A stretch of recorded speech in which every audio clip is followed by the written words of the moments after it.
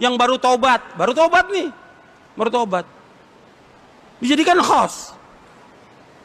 Jadi apa? Pembawa acara sama ustadznya. Ini yang bodoh nggak tahu siapa nih, apa ustadznya apa hostnya yang bodoh ini. What? Mantan penyanyi, mantan pelawak, mantan ini, dia tobat, disuruh tobat belajar, bukan kemudian dia angkat suruh ceramah. Ini ustadznya yang bodoh kalau seperti ini. Ada nggak? Saya mau tanya Pak, ada nggak? Ada terjadi. Nggak boleh. Ini menyimpang dari manhajus salaf. Nggak pernah ulama salaf mengangkat orang-orang pelaku maksiat, taubat dia angkat untuk ngisi. Nggak ada. Wah, pendeta baru masuk Islam, bukan suruh ngisi, belajar agama yang benar, nuntut ilmu sampai paham dia tentang akidah, tentang ibadah, tentang manhaj, paham dia. Panggil kemana-mana suruh ngisi. Artinya apa? Ilmunya dia yang dulu yang disampaikan kepada umat Islam. Yang ada apa? Syubhat semuanya, bukan ilmu. Nggak boleh dalam Islam. Pelaku dosa dan maksiat disuruh oleh Allah untuk apa? Tobat dan disembunyikan perbuatan dosanya, bukan diceritakan. Si ustadz bilang, coba deh antum tolong ceritakan masa lalu. Kok diceritakan? La haula wala quwata illa billah. Kan Nabi bersabda dalam hadis yang sahih riwayat Bukhari, kullu ummati mu'afan illa al-mujahirin.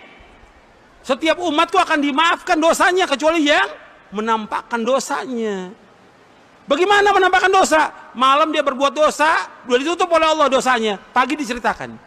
Ini masa lalu dia, sudah tutup. Jangan diceritakan kepada orang. Ini ustadznya bilang, tolong antum ceritakan. La haula. Gimana kalau dia pelacur? Suruh cerita. La haula wala quwwata illa billah. Allah musta'an. Ini kebodohan yang keterlaluan ini ya. Jahil murakkab. Bodohnya kuadrat. Nggak boleh orang berbuat maksiat disuruh cerita.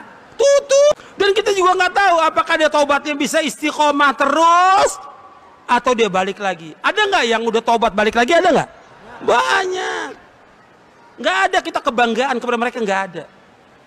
Dan nggak ada jasa mereka untuk Islam, tidak ada. Siapapun dia orangnya.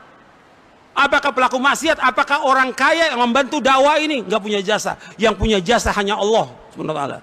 Antum ingat itu. Allah abadikan dalam Al-Quran, dalam surah Al-Hujurat. Yang punya jasa adalah Allah yang memberikan hidayah kepada mereka. Kita nggak punya jasa. Dan mereka nggak punya jasa untuk tegaknya agama ini. Yang punya jasa Allah yang meninggikan agama ini. Bukan manusia. Anda ingat itu. Siapapun dia orang kaya, membantu dakwah, dia nggak punya jasa.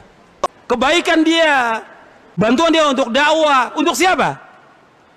Untuk siapa? Untuk dia nanti di akhirat kalau dia ikhlas. Makanya nggak boleh orang membanggakan, oh saya berjasa. Nggak ada, Allah tegur dalam Al-Quran. Yamununa alaika naslamu, kulla tamunu alai islamakum. Balilau yamunnu alaikum an hadakum lil Islam. Mereka berbangga bahwa kami punya jasa dengan Islam ini.